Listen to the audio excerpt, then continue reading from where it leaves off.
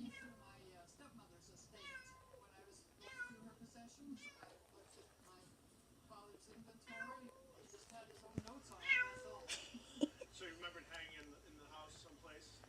Not in their house. I never saw it until about the last 2 years of her life. Did you find out anything about the artist, Edward Simmons?